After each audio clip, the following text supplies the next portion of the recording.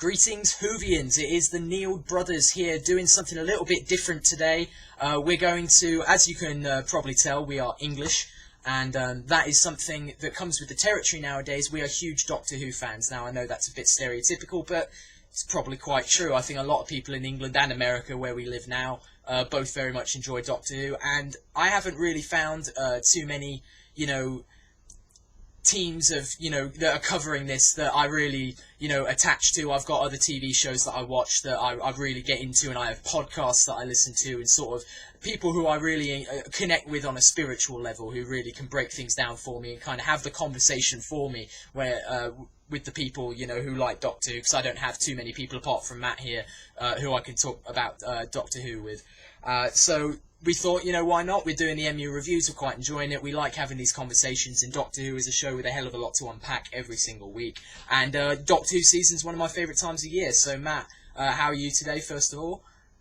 I'm doing good. I am ready to dive into the wibbly wobbly, timey-wimey stuff. We've been waiting almost a year to see the new episode, and it did not disappoint. No, it certainly didn't. That's one thing that you definitely couldn't say. And with that, I guess we'll just dive straight in. Season 9 of Doctor Who. It's amazing to think it's been 9 seasons now. And even that, that isn't even with a season every year. It really has been quite a while since, Eccleston, kind of sauntered onto our screens in his leather jacket and his charming accent. So, like 04, 05 or something like that? It came out in 05. To be fair, I didn't really watch Doctor Who until about 2010 is when I went and watched it all. But then, since Matt Smith really regenerated and became the 11th Doctor, I've been watching it season in, season out. And in my opinion, just a bit of a digression right off the bat here. I personally think that the show, even though I consider David Tennant to be the superior Doctor by a teeny tiny amount, I believe that the show was at its peak during Matt Smith's tenure. And, those are just some of the divisive opinions that will come out here on this show. We are edgy. Yeah. Yes. I said that Matt Smith's episodes were better than David Tennant's. Deal with it. Anyway. That's a debate that could be had. But then Matt's my Doctor, so exactly. I think that... I've sort of yeah. So. Anyway, let's leave that conversation for another time and dive right in to Doctor Who Season 9, Episode 1, The Magician's Apprentice. I'm looking at it right now. It has gone 8.9 on IMDb. That is a strong start for Doctor Who's 9th season. We kick off with Peter Capaldi, still yet to win me over as the Doctor. I do like him, but he's not gotten up to the levels of the previous 3 in my eyes yet. And given the fact that he's had as much time as Christopher Eccleston had and then some, I don't know if he's better than Eck yet, so we'll have to, I'm going to give him as many chances as, he gets, because he is the Doctor and I don't mind that. So, but we kick off with him, hopping out of his TARDIS. I don't really care for his look, to be honest. He doesn't really have a look. That's the problem I don't like about it. I'm already going off on a ton of tangents, a lot even 5 seconds into the episode, but he doesn't really have a look, this new Doctor. Oh, I suppose he's not new now, but he doesn't have he has an official sort of, outfit, but I never see him wearing it. I don't think he was wearing it, correct me if I'm wrong, but I don't think he was wearing his official, Doctor Who outfit during this scene. But so we see that he's in this scene with a young boy on a mysterious planet, and these, what they call the aliens with the hands, the really creepy, hand mines. Hand mines. I thought that was quite clever. They always come up with these cute little things like that, and I thought that was interesting, and we don't really know what's going on. I certainly didn't. I didn't look into all what's the story of this episode going to be. I mean, I knew the Daleks were involved, but the big reveal that this man was Davros, this little kid, I didn't even know. I mean, Davros is human, but you've never seen him look anything like a human. So, seeing him as a little kid is just jarring. Right. It was really funny when he first came on, and we were looking, okay, so this little kid, fair enough. But then when he said his name was Davros, now I was watching it with my friend Justin, who is pseudo into Doctor Who. He's watched it with me, and he likes it, but he doesn't really follow it like I do. Yeah, and as soon as he said, "My name's Davros," I legitimately jumped out of my seat and started screaming, "Kill it! Kill it now and save yourself centuries of trouble. Just do it. Don't even think about it. Just kill him." Don't you know the rules of the space-time continuum, Matt? You can't cross your own time stream. But, I mean, given the way the episode ended, who knows what's going to happen. But considering that this ended up being Davros, and the Doctor gives a great speech about how, you've got a 1 in 1,000 chance, but forget about the 1,000, you've got a 1 chance. A really motivational speech that, obviously, given what we know, actually works. But the Doctor's, you know, his skills can go one of two ways, and this time, you know, for the greater good, maybe not. But, you know, that was sort of the intro, like the hard intro to the season. I think they really wanted to start by making a statement, you know, saying we're going to dive straight in this season. No, no cute stuff. Yeah, it was definitely normally the first episode of a Doctor Who season. I mean, obviously, when you've got a new Doctor on the scene, the first episode is just us getting to know him. I mean, largely, you know, any new Doctor, the first whole season is us just getting to know. I still think we're getting to know this Doctor, and he's had a whole season and a Christmas special. But you know, definitely with this episode, they were like, right, we're just gonna dive right in. We're not gonna ease you in. We're just gonna bang, pick up right where we left off. And just throw you right into the thick of it, and I loved it. I thought it was brilliant. It really had me from the beginning. Right, I'm normally, you know, as much as I love Doctor Who, I normally find the start of a season to be a bit slow. You know, it normally takes them an episode or two to really kind of hook me in and be like, oh, where are they going with this? But they had me hooked from the opening scene this season. Yeah. And sort of moving forward, we had the credit sequence, you know, all that kind of stuff, and then we cut to Clara, and we have this, you know, kind of, I would call it the stereotypical modern Doctor Who, you know, like exposition scene where we catch up with Clara and, you know, she's at school, she's teaching, you know, she seems to have recovered, you know, at least on the surface level. She's moved on a little bit from Danny's death, which is good. And, you know, she's now, you know, having time with her kids. And then she has this really odd, you know, sort of moment where she notices that the plane stopped and for some reason decides to circle it with them. I didn't get that. I thought that was a bit, you know, that was a bit of vandalism.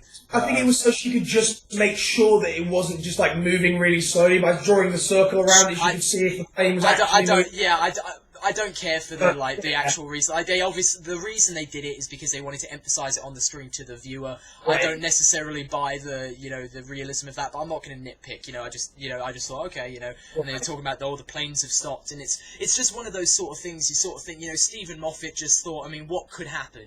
You know, what would happen that would be like, oh, this is a crazy alien thing, and I think, you know, what if all the planes just stopped in time? You know, all that shit, and the way they end up using it, to reintroduce Missy. I mean, they really are shameless, these Doctor Who writers. You know, they even make fun of themselves for it when Missy pops out the screen and goes, yes, you know, not dead, big surprise, never mind, moving on. You know, they don't really try and explain it. I mean, I'll give them the benefit of the doubt until the season's over, but if they haven't explained it by the end of the season, that is gonna stick in my craw a little bit, that they just sort of think, oh yeah, well, she was dead, but she was really popular, and, you know, we didn't really have anything else to go with, so we just kind of brought her back and put her right back in the story. You know, they didn't have any sort of long, you know, protracted, you know, hints at her resurrection. Or they just throw her straight in first episode. Why not? You know, what's the point? And you know, I mean, Michelle Gomez is just fantastic as Missy. Right, yeah, she was in fabulous form in the premiere, absolutely fabulous form. Yeah, and you know, she comes out. You know, Clara obviously very untrusting of her, but you know, the whole unit stuff. I mean, honestly, like, I've heard she's a good actress. I haven't seen it anywhere, but like the blondie, or what's her name? You know, the yeah, you know what I'm talking about, the unit chick. You know, oh god, Kate Lethbridge-Stewart. Lethbridge-Stewart, there you go. She just goes by Kate Stewart. She dropped the Lethbridge because, as she said, she didn't want people to get famous because of her father. Right. And you know, I wasn't all that convinced by it. Who hasn't seen the original Doctor Who? Brigadier General Lethbridge was one of the military guys Doctor Who, like... I know who he was. I'm just filling people in for anybody that might not have known who... Anyone who's watching this knows exactly who that is. Alright. But anyway, we digress. Yeah, you know, just all the unit stuff, you know, I've never been a huge fan of it. Whatever, you know, it's a framing device, a way of, you know, Clara getting involved with the Doctor when the Doctor's not necessarily looking for her.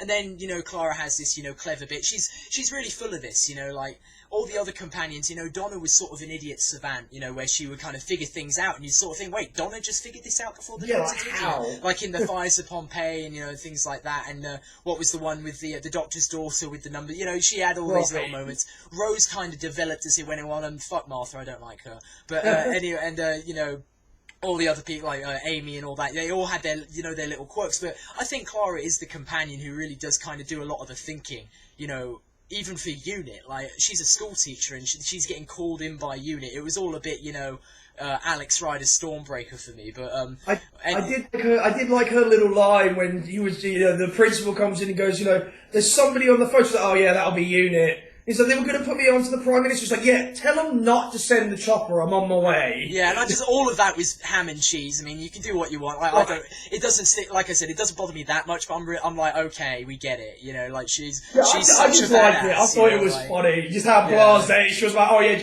just tell the Prime Minister not to send the chopper. I'll be over in a minute. That just kind of, to me, that's kind of cheesy. You know, but whatever. You know, that's I'll resign. We can, you know, we settle that difference. It's not a big deal.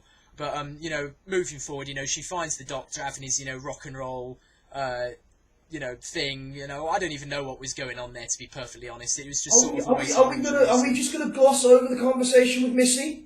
Well, and the day to die, the fact that Missy had his last will and testament? Well, I was going to get to that once we got into the Doctor, but we can talk about that now.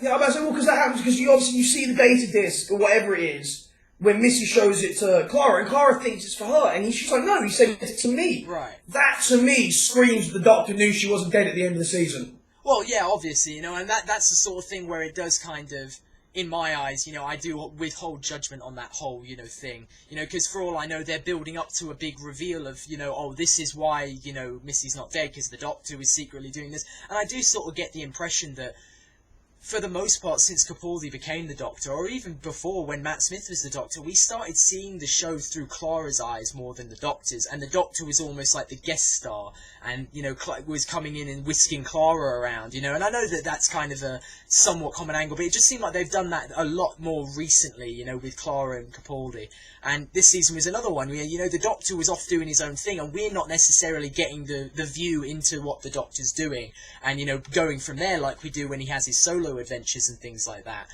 So this definitely hinted that something was going on with the Doctor between, you know, when we last saw him and now, that kind of, you know, emphasises the fact that, you know, like, so there could be something there. So, yeah, you know, Missy having the Doctor's, you know, last will and testament.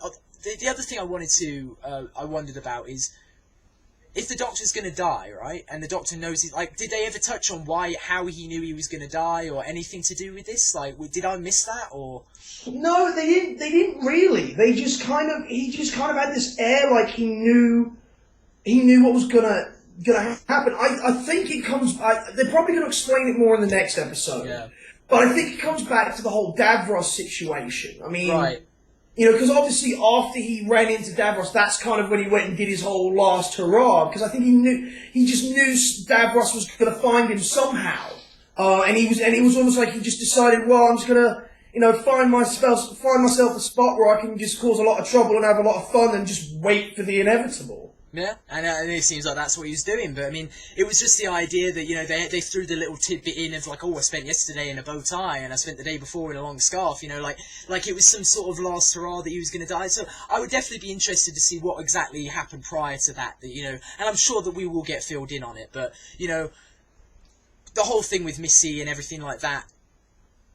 When everything comes together, you know, when the Davros and the Daleks and everything, like, and all that comes into it, I sort of wonder, you know, what is the direction that they're trying to go? Are they trying to emphasize us, you know, towards the Dalek storyline, or do you think that do you think the Master and Doctor storyline is going to be the overall arcing storyline of the series, or do you think she's now coming in the sort of River Song role of, you know, just every now and again kind of pops in, and, you know, she's definitely less malicious now. I mean, obviously she had that great scene where she was saying, "No, I have not turned good," and she just roasts like several guys just sitting there. Yeah.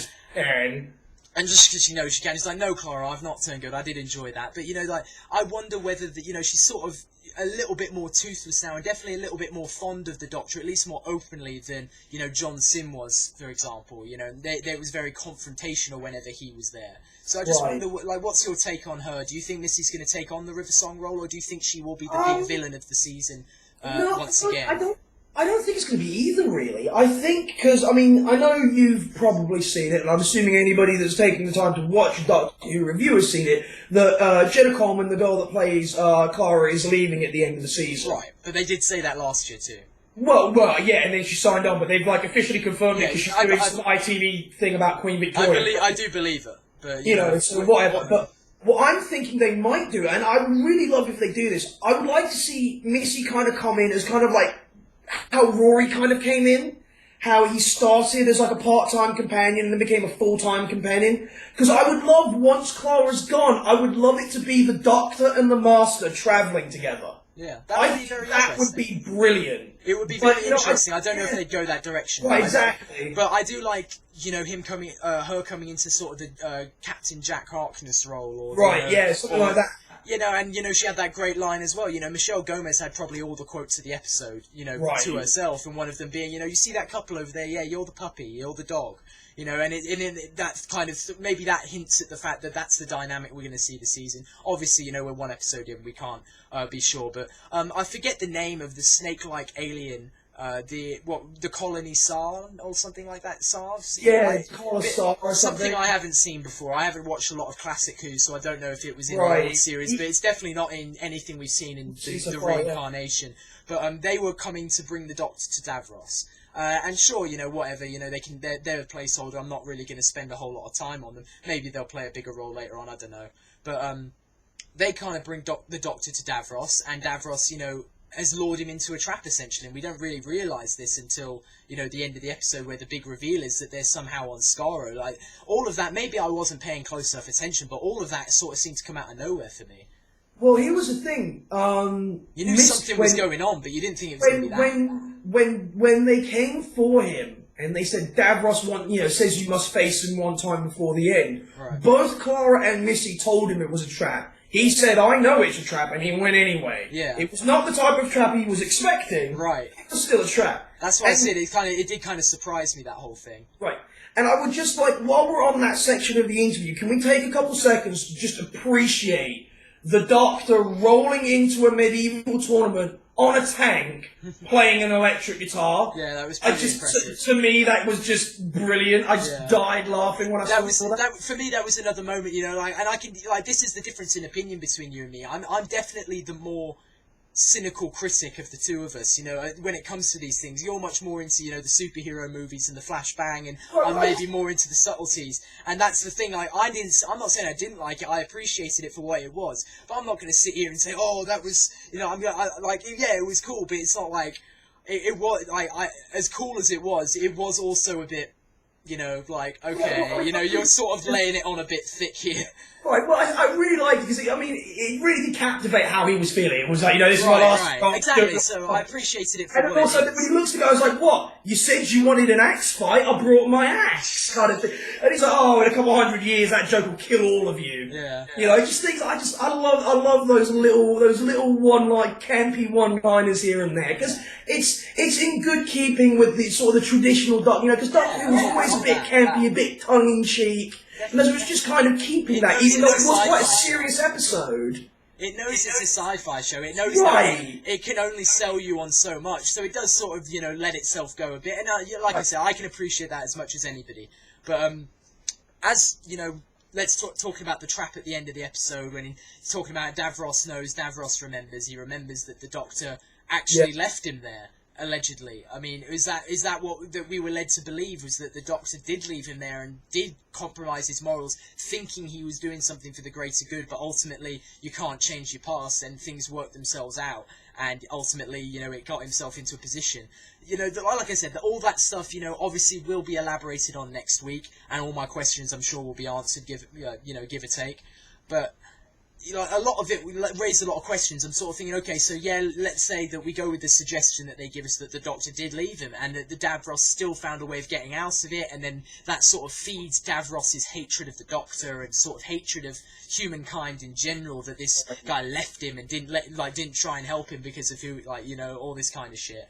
And that's the sort of thing that, for me, I'm thinking, okay, if he does that and Davros survives, that's a pretty good bit of writing, in my opinion. That's a cool kind of twist that we weren't expecting. We were expecting, oh, well, the Doctor's going to save him, and that's why he's so torn up inside. But really, he's torn up because he didn't save him, and by doing that, he ended up making Davros what he was. And that whole thing, for me, I sort of wonder, why is he then believing that he can go back in time and kill him then? Not to mention, how does he get back in time? I suppose we can just now shift into the sort of speculation. We've kind of covered the main points of the episode. Speculation for the second part of this two-parter, and just for the season in general. let's stick to the two-parter for now, but what is going to happen between the Doctor, being in that huge trap where it looks like Clara is dead, it looks like Missy's dead, they're obviously not, but it looks like they are, and the Doctor has got no clue, and somehow Doctor then, even though the TARDIS is being destroyed somehow as well, the Doctor then manages to maneuver out of the situation, get into some sort of time-travelling device. Maybe it'll be that cheap and easy time travel that Missy was mentioning. I say cheap and nasty time travel. Another great Probably quote. snagged one off of Missy before they did that whole spiel with the Daleks. He probably grabbed one off of the her. vortex manipulation. I did like that line. That was a good I honestly wouldn't be surprised if the Doctor's just got one of those lying around somewhere, as a backup just in case kind of thing. I mean, maybe. I'm sure they'll explain it, and they'll fill us all in. But what do you think on that? I'm sort of without opinion on it, because I sort of think that maybe I haven't paid close enough attention. Like, they haven't given us any sort of hint of how it's going to happen. But what do you think is going to go on between, where we left off with the Doctor and how we get back to Skaro at that exact moment to in theory, kill Davros? Right. Well, I mean, I think obviously the way they left it off is it looked like he was going to kill Davros, but I mean, I highly doubt he might kill Davros and then go back and try and change it again, Well, I'm sorry. Why would he go back and kill him and then go back again just for shit? That doesn't make any sense. I'm just saying. I mean, it's Doctor Who. They could do it. I'm not saying it would make sense or it would be a good thing to do. That seems like, even for Doctor Who, that seems all sorts of counterproductive. But I mean, I think. At the end of the episode, what he realised, because when he said, "I'm here to save my friends," a lot of people are assuming that he's going to try and kill Davros. I think he's going to save him.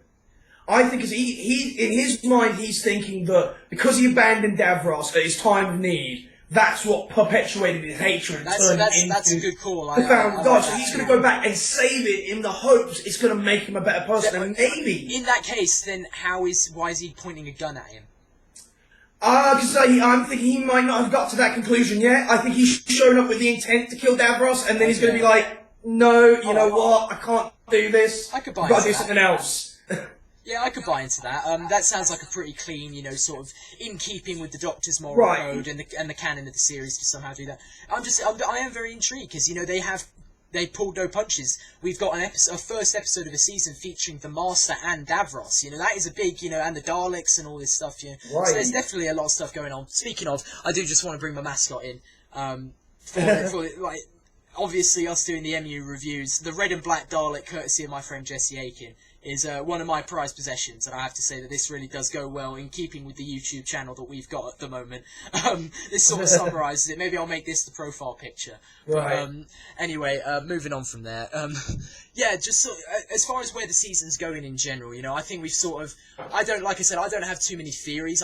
With Doctor Who, I very much like to... Unless it's, a big, series-long arc, I generally just like to see these two-parters play out. I don't speculate a lot, but that is an interesting idea that you've got there. Let's look at the series, Series 9 as a whole, and sort of, talk about what we're expecting to come next, because one of the things that really amazed me when they released, the 12 episodes, or the 13 episodes, the 12 episodes plus the Christmas special that we're going to get for Season 9, it seems to me that we're going to have 5 two-parters and then only 2 standalone episodes, and that, to me, is a major departure from what they did last season and just what they've ever done in Doctor Who. So, do you think maybe they're making up for the lack of two-parters, or maybe the perceivably weak one-off episodes that they did last season? I'm looking at you, Robot of Sherwood. There were. I do think especially over the last couple seasons, there have been a couple pretty weak, a couple pretty weak one-episode ones. I do think it's interesting that it's almost like they've decided to do a bunch of two-parters. They basically just film 5 episodes and split them in half. Yeah, 5 movies, or more or less. Pretty much. If you think about it, that would be a feature-length film if you put it all together. Right. And I'm wondering, because I read that Neil Gaiman, who wrote my personal favourite episode of all time so far, The Doctor's Wife, has actually joined as one of the him and Stephen Moffat have written more episodes in this season than anybody else. Yeah. So I'm wondering if that maybe might be because he's a new writer and it's a new style, maybe that could have something to do with it. It's just, because I don't know if you've read any of Neil Gaiman's stuff, I've read quite a bit of it. He is a bit long-winded and he likes sort of long arcing stories that he can throw, nice little twists in here and there.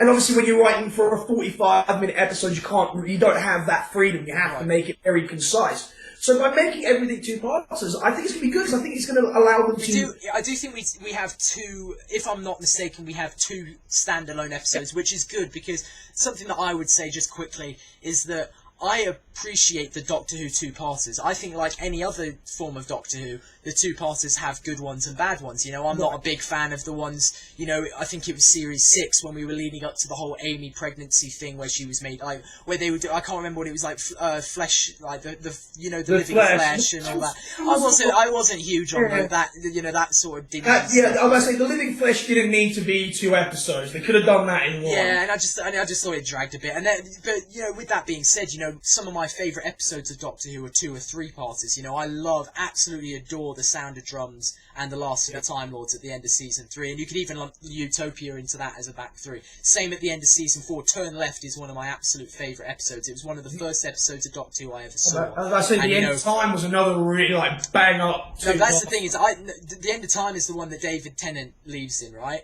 Right. The thing about The End of Time is The End of Time is shit, okay? And this is the thing, is it's not a bad... I understand what they're trying to do, and the ending of The End of Time rescues it. It's not bad because of the way that David Tennant does his exit. It's easily the best. It's the greatest exit of any Doctor ever, even better than Matt Smith's. Like Matt Smith, because Matt Smith's was a bit less, you know, it was more of a rebirth than where you really felt for, you know, 10 when he was going out. But anyway, we don't want to go too deep into that. We could talk for hours about all that stuff. But some of the best episodes of Doctor Who have been 2-parters, like I'm saying, you know, so there's definitely tons of potential for this to be a fantastic season full of great, long, you know, well fleshed out and thought out stories. So we'll just have to wait and see how it goes. But I do fully appreciate, more than anything, I really appreciate an hour of Doctor Who that is self-contained. There's Blink.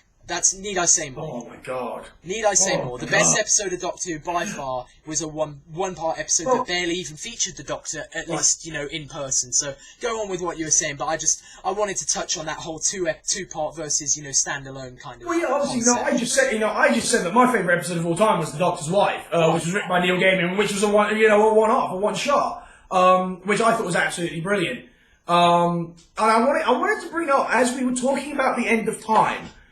Correct me if I am wrong, but doesn't the Master walk into the time vortex with the Time Council to kind of keep them in there and save the planet? That is sort of the... And we still haven't figured out how we got from there to Missy yet, have we? We haven't figured any of that out, but to be fair, we had a lot of the stuff with the crack, and I feel like the crack was branching through into that area. To be honest, I rewatched Doctor Who last year, so some of it's a bit blurry, but I do remember the crack was the Time Lords were on the other side, and they gave the Doctor his regenerations and everything. So I assumed that when the Master pushed them through, if we're talking about that being in the same canon, you know, we're talking about a special that came on 6 years ago, they might be disregarding that as a different, you know, timeline or whatever they want to say. But in the canon of the show, if that's within it, and yeah, I would assume that the Time Lords and the Master all got lumped into this sort of the crack, and then for the next few seasons, the crack was kind of playing a bit of a part, and then the Master shows up after all that's resolved. Maybe there's some link there. Well, because what I was also going to say is, you know, because I remember, well, obviously the first time we saw the Master, and he refused to regenerate, and, you know, he ended up dying. He was then resurrected in some of the most poxy Doctor Who writing I've ever seen. Right, exactly. That's why I don't like The End of Time. End of Time Part 1 is probably the worst episode of Doctor Who, besides Love and Monsters, in history. You know, so they never really, you know, he didn't regenerate, and I'll have to go back and double check, but I do seem to remember them talking about, you know, in The End of Time, that the fact that he was at the end of his cycle, he had no regenerations left. The Master, yeah, the Master. Yeah, the Master, because the Time Council talk about giving him more for helping them. Well, no, I mean, yeah, exactly. So, you know, my whole thing is, you know, is there a possibility that the Master we're seeing now, or Missy, is actually the Master from sort of maybe in between, you know, classic and new Doctor Who? I mean, it's possible. Is she an earlier version of the Master that, you know, hasn't met Tennant yet? You know, I mean, maybe it's just me. I'm just hoping that there's an episode down the line where she regenerates into the old Master. That would be really I loved him. I love John Simmons. The fact that they didn't bring him back again really hurts me. But, you know, I understand he had his time. You know, he did a great job and he moved on. But, you know, going off what you were just saying, you know, yeah, that's entirely possible. In a world where the River Song story arc exists, you know, they could...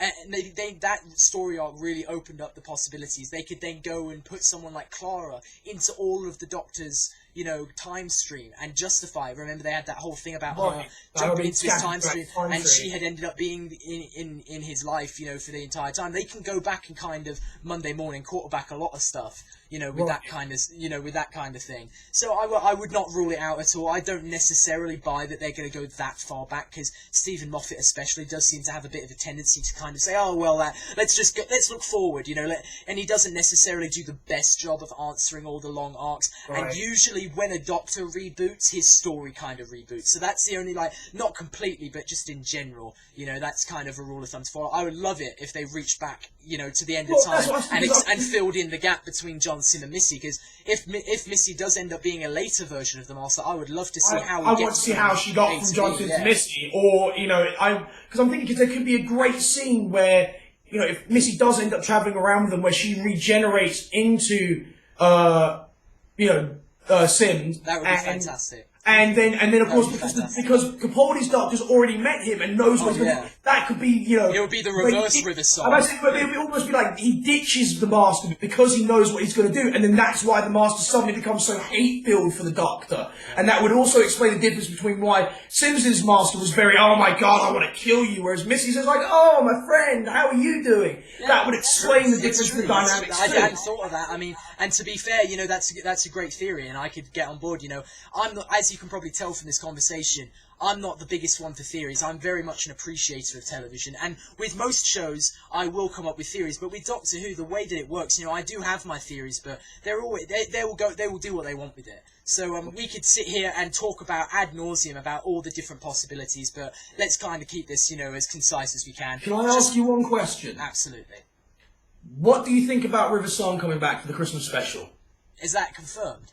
It is confirmed. Alex Kingston herself has confirmed it. Then that's great. I mean, I always loved the River Song storyline, and I've always thought the River Song would be a great follow-up to Clara as a companion, just because she is that slightly older female that makes the dynamic between the older Doctor. You know, I've always thought that, you know, the dynamic between an older Doctor and a younger companion, especially one that was quote-unquote romantically involved with the previous Doctor, you know, they weren't really, but, you know, there were definitely a ton of overtones there that, you know... And she's even dropped the hint of, I've seen all your faces. Well, no, that's because she did the Impossible Girl thing, remember? No, I'm talking about River Song, you mean? River at one point, when she sees him, he's like, how did you know it was me? She was like, I've seen all your faces. I mean, I don't know if that necessarily means that she runs into him at every point in the side stream, or if they're on a picnic and he's slipping through the photo album. He's like, oh yeah, that was me in the 70s. You know, that was me in the 80s. You know, all that kind of stuff. But you know, it'd be nice to see a little bit of that. Yeah, I look forward to seeing River Song. That would be cool, and especially with Clara leaving this season. You know, just quickly, you know, on that one, I don't want to go too deep on it, but I really hope they don't kill Clara now, because I'm at the point where, when Amy and Rory were left the show, I sort of thought, okay, because I've always said they need to kill a companion.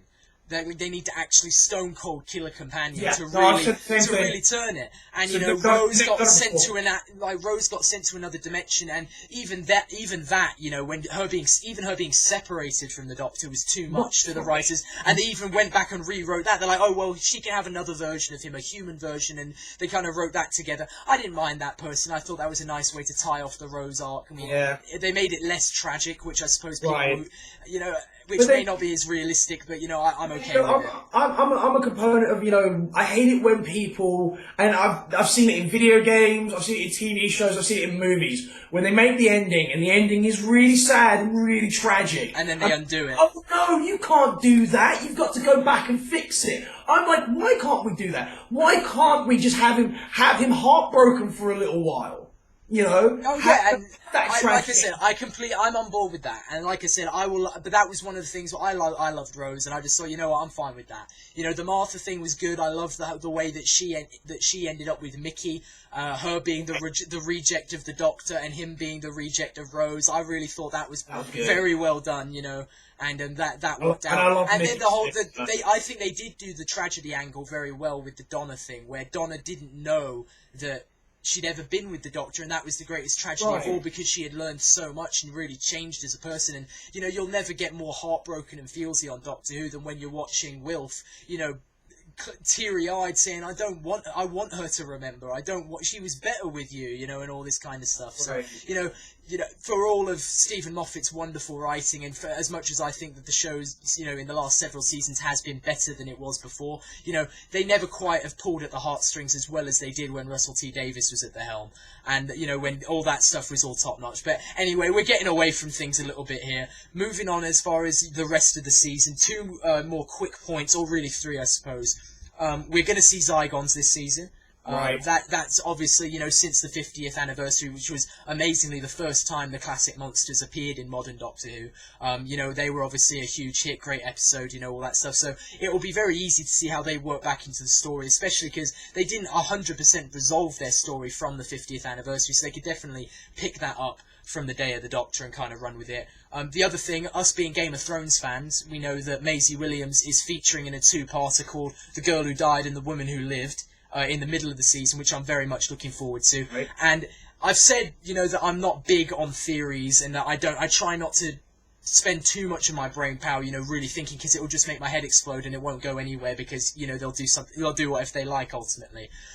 I would love it, and I mean love it, like, my estimations of the show would increase, even if that's possible. They would increase if she ended up being the Doctor's granddaughter, who was his original companion when we first met him as William Hartnell back in 1963, because her grandfather left her behind and told her he would come back, and he never did, and they never tied that up, really. And they kind of tied up the Sarah Jane storyline in the modern series. Yeah. I would love it if Maisie Williams became the granddaughter, and even if it is only a 2-episode arc where they kind of revisit that and resolve it, that's fine. I would love it if she became a companion, but let's be honest, she's on Game of Thrones for the next several years. It's not happening. It's not happening. So I just wanted to get your take on that theory, and maybe if you have any counter theories as to who else she might be. If she is indeed someone we know before, or maybe she is just a new character. Well, I mean, I wouldn't mind that, actually. I wouldn't mind that theory. But again, as you said earlier,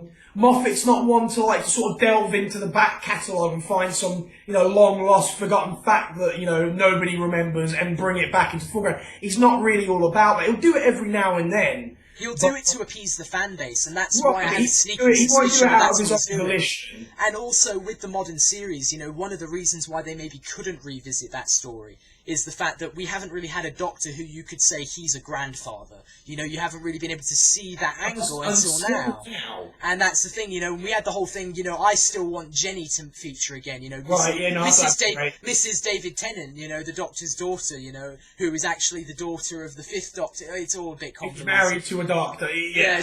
Daughter of the 5th Doctor, played the daughter of the 10th Doctor, and then married the 10th Doctor. That is timey-wimey. So that's the Doctor Who relationship if ever I've heard of one. Yeah, and but yeah, just to sort of round it off, we've kind of speculated on these things, but just to sort of round it off, very interesting thing, reading through the titles of these episodes, one of the really interesting things that stuck out to me was that the finale once again has got these overtones that it had last season. Now, if you remember last season, the finale and 2 episodes were Dark Water and Death in Heaven. Not my favourite episodes by any stretch of the imagination, but they resounded us. They ended a story. They sealed it all off. Right. I think it's probably the weakest finale Doctor Who's done in the modern era. But that's not that. That's a high bar to clear. And but this season, the two episodes are called Heaven Sent and Hell Bent. So that feeds back into what I was saying at the beginning, where what is Missy up to? Because she was the one who was really heavily involved in all that Heaven stuff. And if the Heaven stuff is coming back into it, you've got to believe that Missy's behind it in some way. Yeah, no, I mean, I've got, I had another theory about that it might not necessarily, that it would be Missy and it wouldn't be Missy. I think as we said, Clara seems to have moved on from Danny, but I don't think she has. I think, again, because we were talking about how they did bring him up in the episode. They did make a right, point and even then, they brought him up in the episode. And she said, "How's the boyfriend?" He's like, "Yep, still dead." And the way she said it was just kind of like, hang on. No, that. Correct me if I'm wrong. I heard that as maybe I was not paying attention close enough, but where Missy goes, "How's the boyfriend? Is he still dead?" And then she goes, "Yeah." That wasn't. Yeah, exactly. And that wasn't. I didn't think that it was necessarily like Missy saying, "Oh, how's the boyfriend?" She goes, "Oh, still dead." No. I thought that she was trying to be a bitch, and Clara didn't necessarily want to give her the satisfaction. I didn't read too heavily into that. But my whole thing is, obviously with Clara leaving, I think, especially if we see Missy alive, because I have a feeling that we're going to have kind of a three-way thing going on. It's going to be Dr. Clara and Missy travelling together this season. I think she's going to try and find out from Missy about the Netherrealm so that she can go see Danny. Yeah. And I think that's going to be part of how she gets written off. I think she's going to die because she's going to end up with Danny. I mean, I don't hate that because we haven't seen her have any other... She's one of the most underdeveloped companions in the sense that she doesn't have that kind of backstory of this is who she was before. Like, Rose had the great family dynamic with Jackie and with her dad, who appeared, who was dead when she first started and then ended up getting worked back into it, and Vicky, and, she had a life back home, which added another layer to the Doctor-companion relationship of, they're not just leaving, for 10 seconds and then coming back, sometimes they end up coming back 6 months later, and all this, or, famously in the very first, Doctor Who series where she first comes back, she's been gone a year and she doesn't even realise it, and she's had missing posters all over. That is something that Clara has definitely been missing, and as much as I love Clara as a character, she's probably, pound for pound as an actual companion, she's my favourite. Her story isn't necessarily perfect, but her as a character, maybe I'm in love with Jenna Coleman, that's entirely possible. Yeah. But, she is definitely my favourite. But, I could buy into the idea of her, maybe being written off in a way that kind of ends her that way. But I sort of don't want her to die anymore. Like, it was one of those things where, because, like I said before, we haven't really seen a companion get killed off unless you want to count the Amy Rory thing as being killed, where even though, they did get killed and they ended up on the gravestone, they lived their lives together and you sort of got the happy ending. There's a difference between being killed and dying, and in the entire history of Doctor Who, they have not just straight up killed someone, killed and that's what I think is about to happen. I just have this feeling that it's going to happen. You see, this is the thing, is the reason I don't want it to happen is because I feel like the moment's passed. I feel like if you were going to do it, you should have done it last season. And I don't think... the way that they ended up introducing Danny Pink, I can see why they wanted to keep Clara alive, because then he dies, and then that becomes another layer for her character. And, if that's the way they're going, fine. I personally would have liked to see Danny Pink not have existed, and for Clara to have had that kind of storyline last year, because now they've sort of teased the idea of Clara leaving, or is she going to stop coming back, or is she going to die? There was that horrifying scene in the Christmas special where we thought, oh my god, is she really going to get killed off in that way, where she gets aged to death, as someone who's been waiting, for years and years for the Doctor. That would have been brutal, But the fact that they then went back on that and said, oh no, she's fine and she's actually going to go back and continue with the Doctor, I just sort of thought, they haven't set her up with any sort of story to kind of leave the Doctor with. They never leave the companions out to dry, in the modern series. Right. Rose got her resolution, Martha got hers, Donna got hers, even though she ended up being ignorant of the whole thing, Right. That she was still, she went back to normal life. She, went back in. Amy and Rory, obviously, they died, but they got sent back in time, so they got to live, but they were killed off in the modern age. And then, but Clara, we've met her family, but we don't really know a lot about them, we're not investing, like, they're not really involved, we don't really see her as having any friend, like, Danny was the only link that she had, at home, and now that he's gone, you just sort of think, is there any way that they can get rid of her without killing her in a satisfying way? I mean, at this point, unless like the Doctor takes her somewhere, at a different time on a different planet, and she decides to stay. Yeah. But then again, the Doctor could just go back and see her whenever he wants, and that's not the type of, closure we're used to. So at this point, the reason I'm just so dead certain that they're going to kill her is because they kind of written themselves into a corner. They can't not do it now. Yeah. It's their only way out. With that being said, I mean, I sort of always defer to Stephen Moffat and say, I'll give him the benefit of the doubt until the last episode airs, because until the season's over, they could have been planning something for Clara all along, and we just don't know. But anyway, we've gone on for long enough. I very much enjoyed having this conversation. It's definitely therapeutic, because nothing makes you want to just talk and talk and talk and theorise and pontificate like an episode of Doctor Who. So much to unpack, so much to go through. Episode of Game of Thrones might get you too. Yeah, but Doctor Who's a bit different just because it's less, it's less pop culture. Right. You could talk to anyone about Game of Thrones. The number of times I've had conversations with people about Game of Thrones, it's almost boring. Like it's like I've had the same conversations with several different people because you can have the full conversation with someone and then have to do it again. But anyway, we've had a great time. Obviously, I'm not expecting too many people to sit through this. This is more for us. Just like the MU reviews, we're not doing this because we have, hundreds of subscribers. We're not doing it because we're trying to make it big. We're doing it because we're two guys who like to talk a lot, and we have things that we need to say. They don't necessarily need to be heard. So we've said a lot. If you've got anything to say about it, let us know. We'd love to, continue talking about it. If you are out there listening, let us know. Yeah, and until then, we'll be back with another MU review at the weekend, and we'll be back with a Doctor Who review next week. So, Matt, thanks for joining me, and we'll talk soon. All right.